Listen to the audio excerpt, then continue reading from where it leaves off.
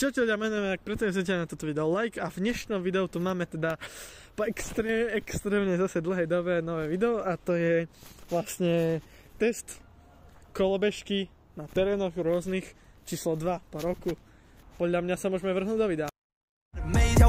继续留跟我喊 so every day， 送你一本我的白皮书，叫做安迪。加入你的歌曲库，我就维他命，它就维生素。我和一次到底够不够酷？就在一瞬间，歌曲想要逃离，但是我。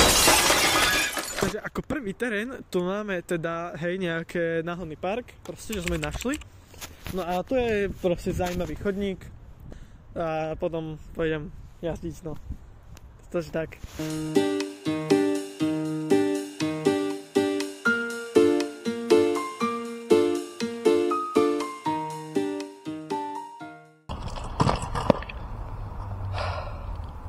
No takže terén číslo 1 by som zhodnotil teda hej na tejto kolobežke úplne v pohode, hej to bolo proste, má to hrubšie kolesa ako môžete vidieť. Paťo, môžeš dať zaber na tie kolesa, keď o nich rozprávam, hej. Také hrubšie kolesa to má, čož je samozrejme plus, hej proste, takže by som to zhodnotil 8 z 10. Môžeme sa rozhodnúť ďalší terén.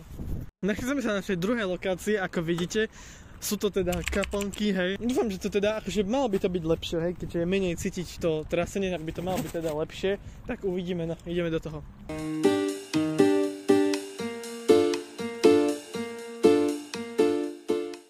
No, takže, je to celkom v pohode, hej. V podstate je to menej trasenia, určite, hej. Menej sa klepete, menej ste vyklepaní ako rezeň. Takže takých 7 z 10, no a môžeme sa vrhnúť na tretí terén. No, takže nachádzame sa na našej tretej lokácii, čo je, ako vidíte, náš klasický OG slovenský chodník, ako sa to Paťo pomenoval v minulom videu. Áno, a takže podľa mňa to môžeme ísť otestovať, hej.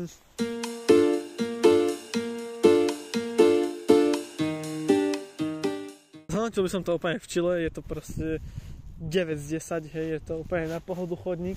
Ani necítite žiadne, proste keď je taký väčší hrbov, tak hej, ale také tie malé proste úplne načú, hej, úplne v pohode. Takže to by bolo z tohto videa všetko a my sa uvidíme u ďalšieho videa a čaute.